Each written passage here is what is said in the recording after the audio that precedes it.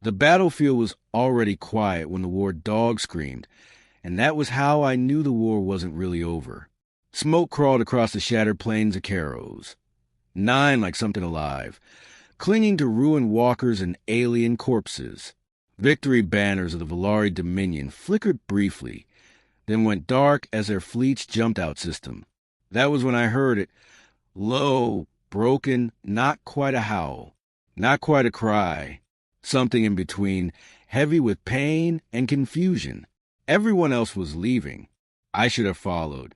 But the sound stopped me cold, because whatever made that noise had been trained to die here, and abandoned to do it alone. But that was only the beginning. I'm Captain Mara Vance, United Earth Expeditionary Force, 3rd Salvage Detachment.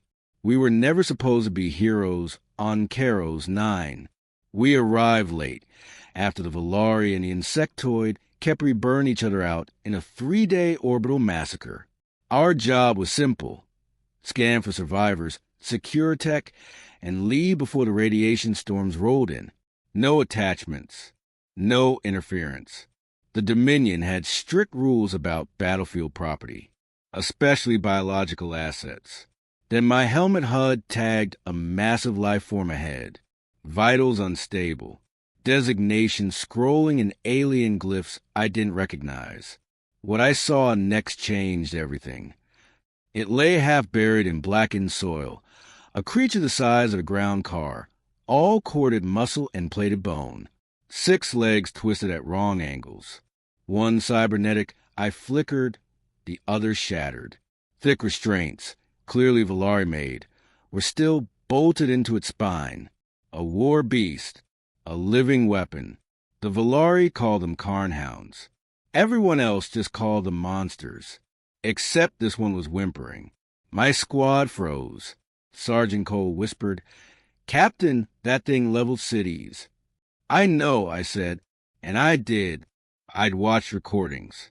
Carnhounds were bred, modified, and enslaved from birth. They felt no mercy.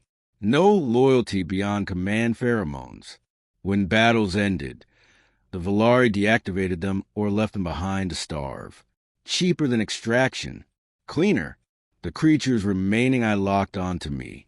There was no rage in it, only panic. And something worse. Expectation. None of us were prepared for the truth.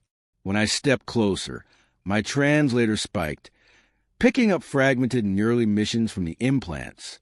Not words. Feelings. Pain. Confusion. A desperate question echoing through broken circuitry. Why am I still alive? I'd been in war since I was 19. I knew that question well. "Captain," Cole said, urgent now, "Dominion patrols could return." "I know." The Carnhound tried to rise. Failed. Its massive chest convulsed, leaking blue blood onto scorched earth. Its tail, once armored, dragged uselessly. This was a monster waiting to strike. This was a soldier who'd outlived its purpose. I made the call that ended my career. "Prep a med lift," I said. "What?" "We're taking it with us." Everything changed after that. Back aboard the Atlas Reach, the arguments came fast. Command channels lit up with warnings, threats, protocol violations. The Valari ambassador transmitted once, cold and precise. The creature was Dominion property. Returning it was mandatory. Assisting it was a hostile act. I watched the med bay through reinforced glass as our doctors worked. The Carnhound never fought them, never snapped. It only trembled when machines approached, as if bracing for punishment. Every incision revealed scars beneath scars. Control nodes embedded deep in its brain. Pain amplifiers. Obedience fail-safes. Dr. Hoshino looked sick. "They didn't just train it," she said. "They broke it." That was when the creature spoke, not with words, with memory. The neural dampeners failed briefly, and the ship's AI screamed as raw sensory data flooded the room. I saw through alien eyes, felt chains biting into flesh, heard commanders issue kill orders like routine maintenance. I felt pride when cities fell. and emptiness when praise never came. Then abandonment, a final command to charge, and silence. The mid-story truth hit us like a gravity well. Karn hounds weren't mindless weapons. They were sentient, fully, painfully aware, and the Dominion knew it. They just didn't care. What we saw next changed everything. Command ordered me to sedate it permanently and turn over the body at the next Volari checkpoint. I stared at the message for a long time. Then I deleted it. Instead, we did something forbidden. We removed the control implants. The operation took 16 hours. The creature nearly died twice. When it woke, restraints gone, implants silent, it didn't attack. It didn't move at all.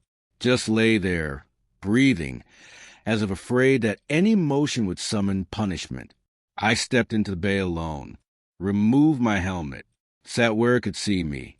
"You're safe," I said, knowing it couldn't understand words yet. "No one owns you." Its eyes studied me, searching.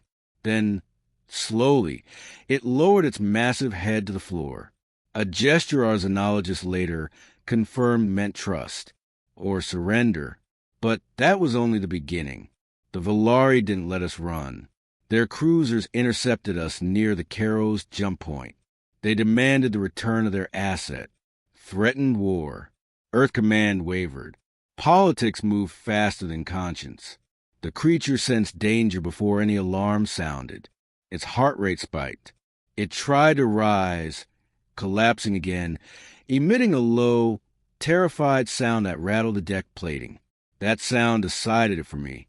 "Release it," I ordered. Cole stared. "Captain, now." What followed was chaos. The Karn hound stood for the first time without chains. It moved awkwardly, untrained without commands. But when Volari boarding pods cut through our hull, instinct returned. Not obedience. Choice.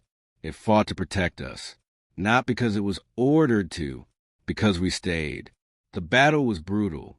The hound tore through Volari shock troops, not with fury, but focus, precision. When it was wounded, it retreated toward us, placing its body between ours and incoming fire. I realized in what made humans different. We didn't see a weapon. We saw a comrade. The Volari retreated, not from force, from something they couldn't calculate. Afterward, silence filled the ship. The creature collapsed again, exhausted, bleeding. I knelt beside it, pressed my hand against warm, armored hide. "You're not alone," I whispered. Months later, the Dominion collapsed under revelations Earth leaked to the Galactic Council. Footage, neural recordings, proof of sentient enslavement. Systems burned with outrage. The Volari called us traitors. Others called us liberators. The Karn hound lived. We named it Ash. It learned language slowly, concepts faster, freedom fastest of all. Ash never asked for revenge, never spoke of the war unless prompted. But sometimes, when stars stretched into hyperspace, it sat beside the viewport, silent, remembering. I resigned my commission. No regrets. Now I command something new, a mixed species rescue fleet. We answer distress calls others ignore. On our hull is a simple emblem, not a flag, a promise. No one left behind. And when Ash stands at the front of our ship, scarred and free, enemies think twice, because they've learned the truth too late. If humans will cross the stars to save even a so-called monster, imagine what we'll do for our friends.